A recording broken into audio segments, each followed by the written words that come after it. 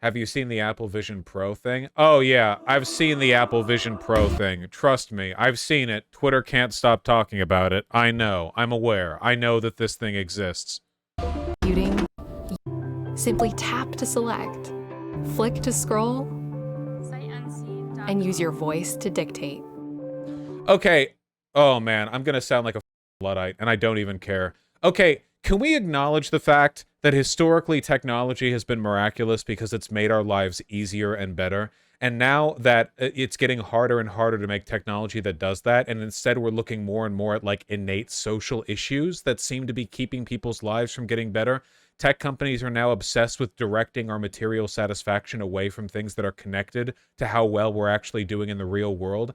Google Glasses was one thing, but this obsession with like alternate reality, VR goggles, whatever the fuck else, it's all bullshit, okay? We have we have the technology, okay? It's called a computer/television screen. It works fine. Great, okay? Now give us healthcare. We don't need this. And by the way, I'm not suggesting that it shouldn't be possible to develop on technology just because we don't need it, all right?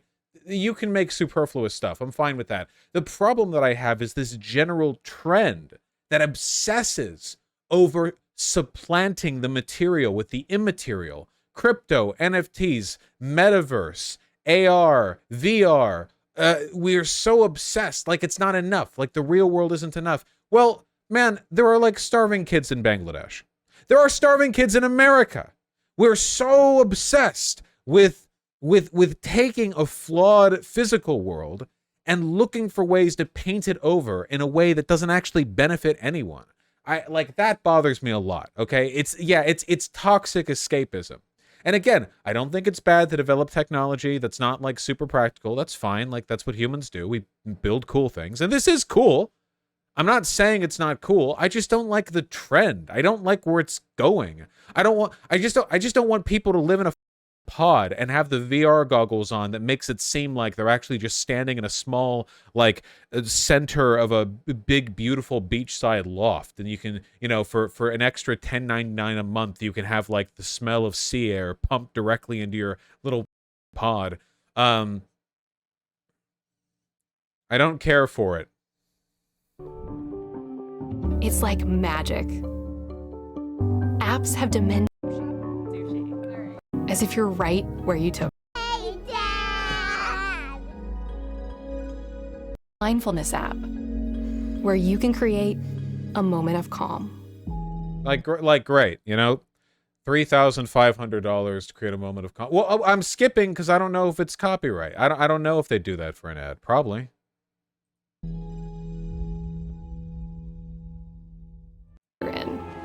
And make your screen create all your open tabs.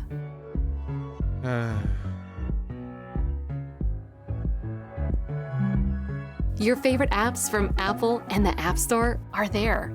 Wow, great. Thanks for reassuring me of that. Here's people reacting to the price.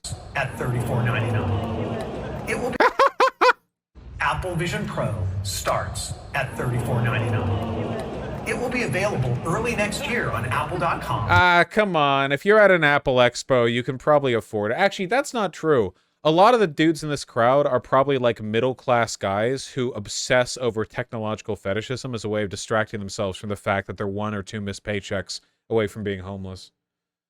Audible pain, yeah. And at Apple retail stores in the U.S.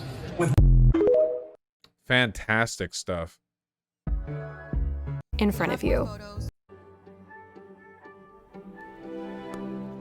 Space takes an extraordinary amount of technology to your into and hand movements in the same amount of space as a single iPhone.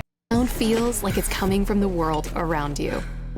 Wonder how many people are going to get motion sickness. That's too bad for them to even use this thing effectively, you know? This thing also only has a 2-hour battery life. Yeah, you got to keep that shit plugged in. Apple is basically a luxury brand at this point, let's be real. I mean, yeah. I mean, they always kind of have been to an extent. Except once they moved on to, like, past the first iPhone iteration, it's kind of been the case. Black Mirror, the Fire Next Time. Yeah, I mean, people talk about Black Mirror because those are the big examples. But I think the thing this really represents is, like, tedium. At the end of the day, it's $3,500 for, like, a fancier monitor. You're getting a little personal IMAX. Great, you know? Hey, if you want like a really cool, experience like that, you can just get one of those curved wraparound like 4K monitors or something. Get that goddamn Scorpion chair. You know what I'm talking about? The Scorpion computer chair where the thing lowers. Yeah, like this. Just get one of these. At least this is like. At least this is less sad, because it's like too weird to be sad. It's too cool and weird to be sad, in my opinion. It's kind of like up. So that's it. If I walked into a person's house and they were doing like, if they were like slumped on the couch with their eye goggles on or whatever, I'd think, I look a little sad to me. Even if they were fine, even if they were having fun, just looks a little sad. If I walked in on somebody doing this, I would be like creeped out, but in like a cool way. I'd think like, that's fucked up, and that's a good thing, because it's sick. You know what I'm talking about. Yeah, one of the most important realizations that I had as an adult, like growing up and becoming a bigger person, literally and metaphorically, was this. Technology makes life easier. Art makes life worth living. And I think that's the distinction that I always think of in my head, right? A person can live for art. That's a thing that can keep you wanting to be alive. But technology, for the most part, the point of technology is to make it easier for us to do stuff. That's always how it's worked. Even the more modern stuff from our like a monitor, right? Like, this is tech, but it delivers art to me. So there's synthesis. They work together. Good technology allows us to experience good art, right? Like, if it was, we couldn't experience cinema without the technology associated with it. Art gives people meaning, in a way that technology can, but I don't think necessarily does. And I wish people would understand, because you've felt this so many times before, haven't you? I know you guys have, because a lot of you are Americans or Westerners, and you grow up fed an ideology of conspicuous consumption, Buying things will make you happy. And hey, sometimes it does, because things you can buy, everything can be bought, basically, and a lot of those things are cool, and a lot of those things will make you happy. But as we grow older, hopefully, we learn to temper ourselves, right? We're not 6-year-olds on Christmas Day anymore. We understand as we get older that in reality, most of the time, real happiness is about overcoming adversity, having cool experiences, making cool friends, spending time with people you love, crap like that. And you can be really happy with stuff that you buy, but like on a fundamental level, it's more complicated than just spending lots of money. At least for most people. Some people are wild, whatever. But it's like when I was a kid, I got so happy when I got the Nintendo GameCube for the first time. It made me really happy. Obviously, I didn't really care much about the GameCube. I cared about the games that I got to play in it. I was so happy. I was young. I was like 10 or whatever. Recently, I replayed some GameCube games, emulated, and I still got really happy playing them. Games are art, right? Like, it's still really fun, even if I'm much better at games, so they're pathetically easy now. I mean, I still have a great time playing them. But when I bought the PS4, I only bought that to play Bloodborne on stream. And when I bought the PS4, I saw it for what it was, The PS4 was just a brick that I had to buy because they never ported Bloodborne to the PC like they should have. It's the Bloodborne box. I didn't care about the PS4, and I still don't. It was a purely utilitarian, it was just a box, right? But I love Bloodborne. This is a box. It's a box that fits around your head rather than sitting in front of it. This thing will not enrich your life or make it meaningfully better. At its best, it's a delivery vehicle for other things that can. But I struggle to understand what this can offer you that a monitor can't. Do you hear what they said at the beginning? Use your voice to talk into the search bar. You know how much slower it's going to be to navigate this system than it would be with a mouse or with your hand on a phone?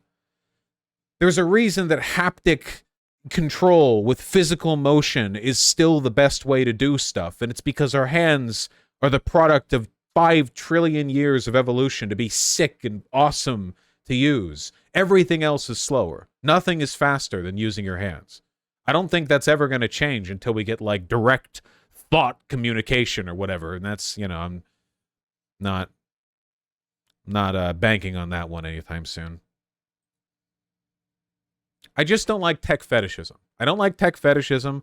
I don't like VR escapism. I like augmented reality a lot more than I like virtual reality, by the way. The idea of augmented reality, I think actually can be really, really cool. You know, I like the idea of there being like a shared, kind of like a shared server for that. So if you have like a cute coffee shop, you dress up the coffee shop, sure. But like, you know, if you're on the network, you can see like some cute stuff around it, you know, that kind of stuff. It could be, you know, stuff like that. There can be practical uses as well. Probably a lot of useful stuff for construction too. Can you imagine being able to like live edit like a projected 3D design over where you're going to build something in real life? Like, you know, do that, avoid that, do this, do that, put that there. Like, and you could like write notes in 3D over. See, that could be pretty cool. I think that's pretty cool. Like in a very specific, you know, whatever. Look, the VR stuff bothers me more. Done that, it's been possible for decades. Yeah. Right. Okay. You get me. I just don't like this stuff. Don't we already have that? No, I know. Shut up. Jesus. If you have a question, the answer, shut up. Thank you. That would be pretty cool, though. Think you could fuck with that? Like if you were with a cute chick and you both had the AR goggles on or whatever, and you're like drawing shit while you're I don't know. I feel like you could do something with that. I feel like you could, you know what I mean? Like you're hitting it from the back and then you like lean forward to like draw like a dick, like the 8 with the shaft in front of her. I feel like there's potential here for some goofy shenanigans, in my opinion, personally. None of you? Seriously, none of you? Hypers if you understand. Hypers if you understand. That's 1. I see 1, 2, 3, 4, 5, 6. Ah, there you go. And we'll just say that's the majority of chat. We'll just say that's the majority of chat. Now, if the girl puts on VR goggles when we're throwing around. No. AR goggles, not VR. I'm not talking about replacing what you're seeing. No, okay. All right, no, it's fine. It's fine. It's fine. It's fine. It's fine. I'm not mad, and it is fine.